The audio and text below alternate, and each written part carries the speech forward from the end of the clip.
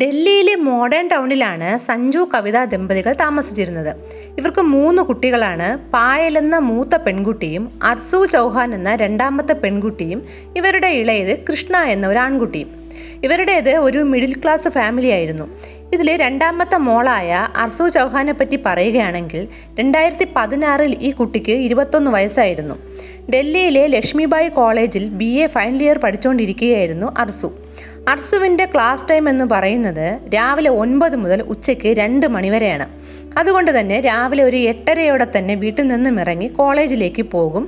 തിരിച്ച് 2 മണിക്ക് ക്ലാസ് കഴിഞ്ഞാൽ ഒരു 2:30 ഈ കുട്ടി വീട്ടിലും എത്തും.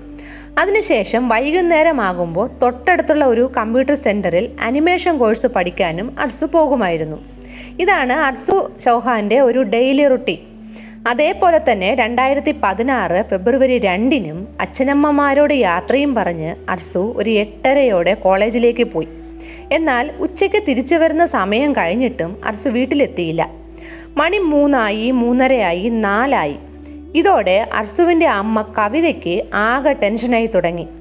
ഇവരുടെ ഈ ടെൻഷൻ കണ്ട് അച്ഛനായ സഞ്ജു കാര്യം തിരക്കിയപ്പോൾ കവിത പറഞ്ഞത്, സമയം ഇത്രയായിട്ടും അവൾ എത്തിയിട്ടില്ല, വിളിച്ചിട്ടാണെങ്കിൽ ഫോൺ സ്വിച്ച് ഓഫ് എന്നാണ് പറയുന്നത്. അർസു എന്നോട് പറയാതെ എവിടേക്കും പോകില്ല. ഇത് കേട്ട സഞ്ജു കോളേജിലേക്ക് അന്വേഷിക്കാൻ പോവുകയാണ്.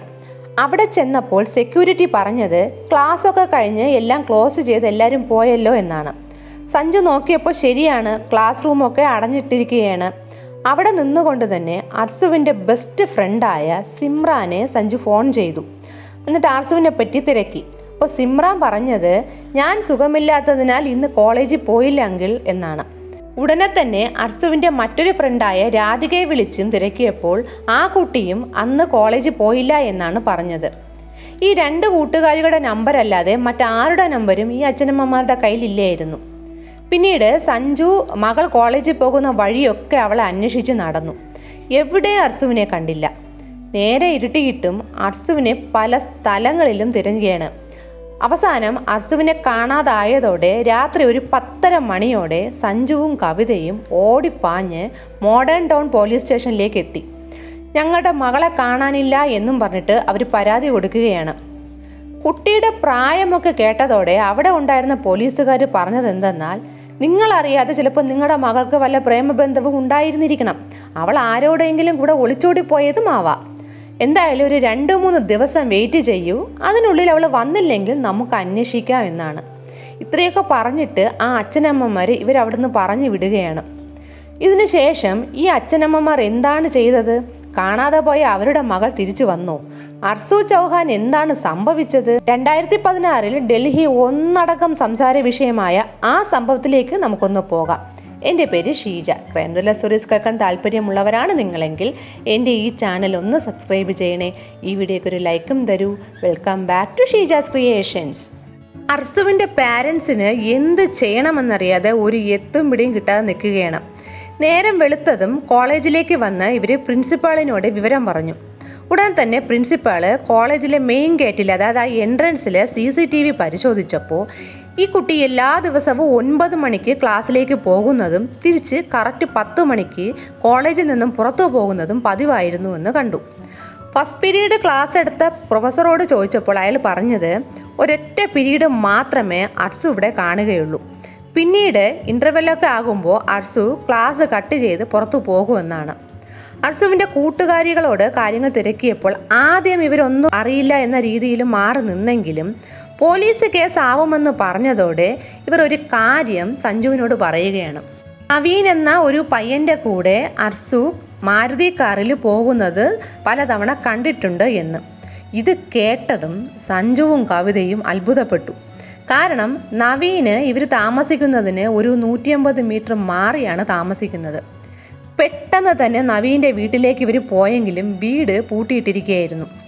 അയൽപക്കത്ത് അന്വേഷിച്ചപ്പോൾ ആൾക്കാർ പറഞ്ഞത് 3 ദിവസം കഴിഞ്ഞ് ആ പയ്യൻ്റെ കല്യാണമായതുകൊണ്ട് കുടുംബാംഗങ്ങൾ എല്ലാവരും കൂടി അവരുടെ സ്വന്തം ഗ്രാമമായ രാജ്പുരയിലേക്ക് പോയിരിക്കുകയാണ് എന്നാണ്. നവീൻ്റെ അച്ഛൻ്റെ ഫോണിലേക്ക് സഞ്ജു വിളിച്ചപ്പോൾ ഫോൺ എടുത്തത് നവീൻ്റെ ചേട്ടനായ സന്ദീപായിരുന്നു. സന്ദീപ് പറഞ്ഞത് ഇങ്ങനെയാണ്, നവീന് കല്യാണമാണ്, അവൻ ഇവിടെ തന്നെ ഉണ്ട്, അവൻ ആരെയും ഇങ്ങോട്ട് കൂട്ടിക്കൊണ്ട് വന്നിട്ടുമില്ല, മാത്രമല്ല നവീൻ ഡൽഹിക്ക് വന്നിട്ട് തന്നെ ആഴ്ചകളായി. എന്നാൽ സഞ്ജു അത് വിശ്വസിച്ചില്ല. നിങ്ങൾ കള്ളം പറയരുത്, നിങ്ങളുടെ അനിയൻ്റെ കൂടെ അവൾ കാറിൽ പോകുന്നത് കണ്ട കുട്ടികളുണ്ട്. അപ്പോൾ സന്ദീപിൻ്റെ കയ്യിൽ നിന്നും നവീൻ്റെ ചേച്ചി ഫോൺ വാങ്ങിയിട്ട് സഞ്ജുവിനോട് പറയുകയാണ്, അവൻ ഒരു 4 മാസം കൊണ്ട് എൻ്റെ വീട്ടിൽ ഇവിടെ രാജ്പുരയിലാണ് താമസിക്കുന്നത്. അവൻ ഡൽഹിക്ക് വന്നിട്ടേ ഇല്ല. നിങ്ങളുടെ മകളെ നിങ്ങൾക്ക് കണ്ടുപിടിക്കാൻ പറ്റിയില്ലെങ്കിൽ ഞങ്ങൾ തന്നെ അവളെ കണ്ടുപിടിച്ച് തരാം. എന്നാൽ അവരുടെ ആ വാക്കുകൾ ഈ സഞ്ജുവും കവിതയും വിശ്വസിക്കുകയാണ്. ഇവർ ചിലപ്പോൾ തൻ്റെ മകളെ കണ്ടുപിടിച്ച് തരും എന്ന പ്രതീക്ഷയിൽ ഇവർ നീണ്ട നേരം അവരിൽ നിന്നൊരു വിളിക്കായിട്ട് ഇങ്ങനെ വെയിറ്റ് ചെയ്തിരുന്നു. എന്നാൽ യാതൊരു വിളിയും നവീൻ്റെ സഹോദരങ്ങളുടെ ഭാഗത്തു നിന്നും വന്നില്ല. തിരിച്ച് സന്ദീപിനെയും ചേച്ചിയെയും സഞ്ജുവും കവിതയും മാറി മാറി വിളിച്ചെങ്കിലും അവരും ഫോണെടുത്തില്ല. 3 ദിവസം കഴിഞ്ഞപ്പോൾ, അതായത് നവീൻ്റെ കല്യാണമൊക്കെ കഴിഞ്ഞ് സഞ്ജുവിൻ്റെ കോളെടുത്ത നവീൻ്റെ ചേട്ടൻ സന്ദീപ് പറഞ്ഞത്, ഞങ്ങൾ ഇക്കാര്യം വിട്ടുപോയി, അല്ലെങ്കിലും ഇവിടെ കല്യാണ തിരക്കായിരുന്നു, ഞങ്ങൾ എവിടെ പോയി നിങ്ങളുടെ മകളെ കണ്ടുപിടിക്കാനാണ്. ഇത് കേട്ട സഞ്ജുവിനും കവിതയ്ക്കും വല്ലാത്ത മനോവിഷമം ഉണ്ടായി. കാരണം അവരുടെ ഒരു വാക്ക് വിശ്വസിച്ചാണ് ഇവരിരുന്നത്. ദേഷ്യവും സങ്കടവും നിയന്ത്രിക്കാൻ വയ്യാതെ ആ അച്ഛനമ്മമാർ SP ഓഫീസിലേക്ക് പോയി നടന്ന കാര്യങ്ങൾ പറഞ്ഞ് വീണ്ടും പരാതി കൊടുക്കുകയാണ്. അപ്പോഴാണ് DCP വിജയുടെ നേതൃത്വത്തിൽ ഒരു ടീം ഈ കേസിലേക്ക് ഇറങ്ങുന്നത്. നവീൻ്റെ വീട്ടിലെത്തിയ പോലീസിനോട് നവീൻ്റെ വീട്ടുകാർ പറഞ്ഞത്, നവീനും ഭാര്യയും മധുവിധുവിന് വേണ്ടി ഗോവയിലേക്ക് പോകാൻ ഡൽഹി എയർപോർട്ടിലേക്ക് പോയി.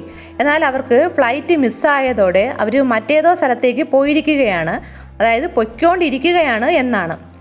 നവീൻ്റെ ഫോൺ ട്രേസ് ഔട്ട് ചെയ്ത പോലീസിന് ആസുവിനെ കാണാതായി 7 ദിവസത്തിന് ശേഷം നവീൻ ഒരു ബസ്സിൽ ഭാര്യയ്ക്കൊപ്പം യാത്ര ചെയ്യുന്നതായിട്ട് വിവരവും കിട്ടി. ആ ബസ് തടഞ്ഞു നിർത്തി പോലീസ് അതിൽ കയറുന്നതും നവീൻ പിന്നാലെ കൂടെ അതിനകത്തു നിന്നും ഇറങ്ങി ഓടി. ഇവൻ എന്തോ ആസുവിനെ ചെയ്തിട്ടുള്ളത് കൊണ്ടാണ് ഇവൻ ഈ ഓടുന്നതെന്ന് പോലീസിന് അപ്പോൾ തന്നെ കറക്റ്റ് പിടികിട്ടി. അവൻ്റെ പിന്നാലെ ഓടിയ പോലീസ് അവനെ അറസ്റ്റ് ചെയ്ത് കൊണ്ടുപോയി ചോദ്യം ചെയ്യാൻ തുടങ്ങി. പല സത്യങ്ങളും പോലീസിന് അറിയാൻ സാധിച്ചത്. നവീൻ ആർസുവിൻ്റെ വീടിൻ്റെ ഒരു 180 മീറ്റർ മാറിയാണ് താമസിച്ചിരുന്നതെന്ന് പറഞ്ഞുവല്ലോ. നവീന് 10ാം ക്ലാസ് വരെ മാത്രമേ പഠിച്ചിട്ടുള്ളൂ. രണ്ടുപേരും ഇടയ്ക്കിടയ്ക്ക് വഴിയിലൊക്കെ കാണാറുണ്ടെങ്കിലും ഇവർ തമ്മിൽ വലിയ അടുപ്പമൊന്നുമില്ലായിരുന്നു. പതിയെ ആർസുവിനോട് നവീന് ഇങ്ങനെ കുശലമൊക്കെ ചോദിച്ച് അടുത്തു തുടങ്ങി. പിന്നെ അത് ഒരു പ്രേമവുമായി മാറി. നവീൻ രഹസ്യമായിട്ട് ആർസുവുമായി ചുറ്റുകയും അവൾക്ക് ഓരോന്ന് വാങ്ങിച്ചു കൊടുക്കുകയും കോളേജിൽ ഡ്രോപ്പ് ചെയ്യുകയും ഒക്കെ പതിവായി. ഈ ബന്ധം അധികം താമസിയാതെ തന്നെ 2 വീട്ടുകാരും അറിയുകയാണ്. നവീൻ്റെ കുടുംബത്തെപ്പറ്റി പറയുകയാണെങ്കിൽ അവർ രാജകുടുംബത്തിലുള്ളവരായിരുന്നു. രാജ്പുരയിൽ അറിയപ്പെടുന്ന രാജകുടുംബമായ ഇവർക്ക് രാജകുടുംബത്തിലെ ആൾക്കാരുമായിട്ട് മാത്രമേ പരസ്പരം വിവാഹബന്ധം പാടുള്ളൂ. ആർസു ചൗഹാൻ മറ്റൊരു ജാതി ആയതുകൊണ്ട് അവളുമായിട്ട് മിണ്ടുക പോലും അരുതെന്ന് നവീൻ്റെ കുടുംബം അവനെ വിലക്കി. 2 കുടുംബക്കാരെയും രാജ്പുരയിൽ ഒരുമിച്ചിരുത്തി അവിടെ ഒരു പഞ്ചായത്തൊക്കെ കൂടിയിട്ട് ഇനി ഇവർ തമ്മിൽ കാണരുതെന്നും ഈ ബന്ധം തുടരുതെന്നും വിലക്കും പറഞ്ഞ് ഇവരെ അങ്ങ് പിരിക്കുകയാണ്. കൂടാതെ നവീനെ രാജ്പുരയിലെ അവൻ്റെ സഹോദരിയുടെ വീട്ടിലും നിർത്തി. ഈ സമയത്താണ് ഈ കല്യാണാലോചന വരുന്നതും നവീൻ്റെ സമ്മതത്തോടെ തന്നെ ഈ കല്യാണം മുന്നോട്ട് കൊണ്ടുപോകാൻ വീട്ടുകാർ തീരുമാനിക്കുന്നതും. അങ്ങനെ കല്യാണക്കുറിയൊക്കെ അടിച്ച് ബന്ധുക്കൾക്കും നവീൻ്റെ കൂട്ടുകാർക്കും ഒക്കെ ഇങ്ങനെ കൊടുത്തുകൊണ്ടിരിക്കവെയാണ് ഏതോ ഒരു വഴിയിൽ കൂടി ആർസു ഈ വിവരം അറിയുന്നത് നവീന് മറ്റൊരു കല്യാണം തീരുമാനിച്ചുവെന്നും ഈ കല്യാണക്കുറി ഇപ്പം കൊടുത്തുകൊണ്ടിരിക്കുകയാണെന്നും. ഉടനെ തന്നെ നവീനെ വിളിച്ച് ആർസു പറഞ്ഞത്, എന്നെ കളഞ്ഞിട്ട് നീ മറ്റൊരു പെണ്ണിനെ കല്യാണം കഴിക്കുകയാണെങ്കിൽ ഞാൻ ആ കല്യാണ മണ്ഡപത്തിൽ വന്ന് പെണ്ണിൻ്റെ വീട്ടുകാരോട് നീയും ഞാനും തമ്മിലുള്ള എല്ലാ കാര്യങ്ങളും വിളിച്ചു പോവുമെന്നായിരുന്നു. അതുകൊണ്ട് എങ്ങനെയെങ്കിലും ഈ കല്യാണത്തിൽ നിന്നും നീ ഒഴിവായിക്കോ എന്ന് ഒരു ഭീഷണി സ്വരത്തിലാണ് ഈ ആർസു നവീനോട് പറഞ്ഞത്. ഇതിൽ ഭയപ്പെട്ട നവീൻ ആർസുവിനെ കൺവിൻസ് ചെയ്യാൻ നോക്കിയെങ്കിലും നടന്നില്ല. ഒടുവിൽ നവീൻ നമുക്ക് കല്യാണം കഴിക്കാം, ആരും അറിയാതെ തന്നെ നമുക്ക് കല്യാണം കഴിക്കാമെന്ന് ആർസുവിനോട് പറഞ്ഞു. ഇതിൽ സന്തോഷമായ ആർസു ഉടനെ പറഞ്ഞത് കല്യാണം കഴിക്കുകയാണെങ്കിൽ അത് എത്രയും പെട്ടെന്ന് വേണം എന്നായിരുന്നു. 2016 ഫെബ്രുവരി 2 നവീൻ വീട്ടിൽ നിന്നും കല്യാണം വിളിക്കാൻ ചില കൂട്ടുകാരുടെ വീട്ടിൽ പോകണമെന്നും പറഞ്ഞ് കുറച്ച് കല്യാണക്കുറിയൊക്കെ കാറിലെടുത്ത് വച്ചിട്ട് വീട്ടിൽ നിന്നും തിരിക്കുകയാണ്. അവൻ നേരെ പോയത് ആർസുവിൻ്റെ കോളേജിലായിരുന്നു. ആർസുവിൻ്റെ ഫോണിൽ വിളിച്ചതോടെ അവൾ ഫസ്റ്റ് പീരീഡ് കട്ട് ചെയ്ത് 10 മണിയോടെ ക്ലാസ്സിൽ നിന്ന് ഇറങ്ങി. എന്നിട്ട് നവീൻ്റെ കാറിൽ കയറുകയാണ്. നവീൻ അപ്പോൾ പറഞ്ഞത്, തൽക്കാലം നമുക്കൊരു അമ്പലത്തിൽ പോയി കല്യാണം കഴിക്കാം, പിന്നീട് വീട്ടുകാർക്ക് നമ്മുടെ ബന്ധം സമ്മതിക്കാതിരിക്കാൻ പറ്റില്ല, അവർ സമ്മതിക്കും, അവരുടെ അനുവാദത്തോടെ നമുക്ക് രജിസ്റ്ററും ചെയ്യാമെന്നായിരുന്നു. ഇതിൽ ഭയങ്കര സന്തോഷം തോന്നിയ ആർസു നവീൻ്റെ ഒപ്പം ഒരു അമ്പലത്തിൽ പോവുകയും അവിടെ വച്ച് നവീൻ ആർസുവിൻ്റെ കഴുത്തിൽ താലി കെട്ടുകയും ചെയ്തു. അതിനുശേഷം ഇവർ ഒരു ഹോട്ടലിൽ റൂം എടുക്കുകയാണ്. റൂമിലെത്തി കുറച്ച് കഴിഞ്ഞപ്പോൾ 2 പേരും തമ്മിൽ പഴയ കാര്യങ്ങളൊക്കെ പറഞ്ഞിട്ട് വീണ്ടും ഒന്ന് വഴക്കായി. എന്നാൽ ആ വഴക്ക് നവീൻ പെട്ടെന്ന് തന്നെ സോൾവ് ചെയ്തു. അതിനുശേഷം ബാത്റൂമിൽ പോയിട്ട് ഒന്ന് കുളിച്ച് ഫ്രഷായിട്ട് വരാമെന്ന് പറഞ്ഞിട്ട് ആർസു അവിടെ നിന്ന് എഴുന്നേൽക്കുകയാണ്. അപ്പോൾ ഈ നവീൻ പറഞ്ഞത് നമുക്ക് ഒരുമിച്ച് ഇന്ന് കുളിക്കാമെന്നായിരുന്നു.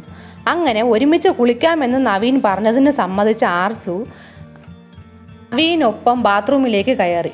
അടുത്ത് നടക്കാൻ പോകുന്നത് എന്തെന്ന് ആ കുട്ടിക്ക് യാതൊരു ഐഡിയയും ഇല്ലല്ലോ. ഭാര്യയും ഭർത്താവും ചേർന്ന് ഒരുമിച്ച് കുളിക്കാനും തുടങ്ങി.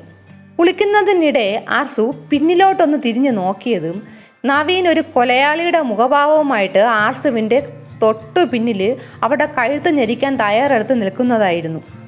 നവീന് കഴുത്തിൽ കെട്ടിയിരുന്ന ആ താലിമാല പൊട്ടിച്ചെടുത്ത ശേഷം ആർസുവിൻ്റെ കഴുത്ത് ഞെരിച്ച് അവളെ കൊലപ്പെടുത്തി.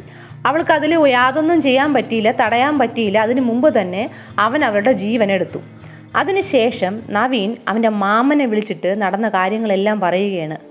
അപ്പോൾ മാമൻ പറഞ്ഞത്, നീ ഇപ്പോൾ ഒന്നും ചെയ്യണ്ട, ആ ബോഡി ഇപ്പോൾ ഒന്നും ചെയ്യാതെ അവിടെ തന്നെ ഇട്ടേക്ക്, ആരുമില്ലാത്ത ഏതെങ്കിലും ഒരു കാട്ടുപ്രദേശത്ത് കുറച്ചുകൂടി ഇരുട്ടിയിട്ട് കൊണ്ട് കളഞ്ഞേരെ, പിന്നീട് എന്തെങ്കിലുമൊക്കെ ഉണ്ടെങ്കിൽ ഞാൻ നോക്കിക്കൊള്ളാം എന്നായിരുന്നു.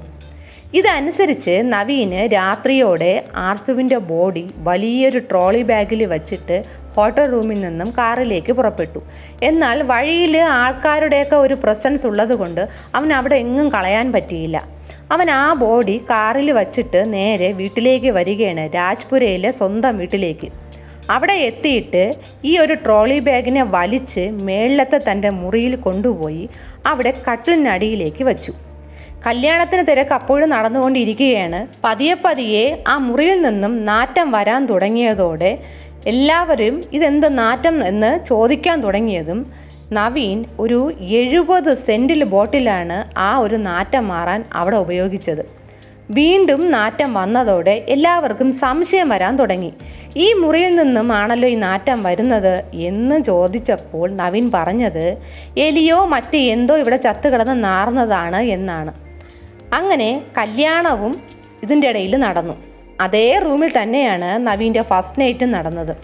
പിന്നീട് ഇവിടെ നിന്നാൽ പണിയാവും, അതായത് ഈ ദുർഗന്ധവും കൂടി വരുന്നുണ്ട്, ഇവിടെ നിന്നാൽ അത് പ്രശ്നമാവും എന്ന് മനസ്സിലാക്കിയ നവീൻ എത്രയും പെട്ടെന്ന് മധുവിധുവിന് പോകാൻ വേണ്ടിയിട്ട് ഗോവയ്ക്ക് ടിക്കറ്റ് എടുക്കുകയാണ്.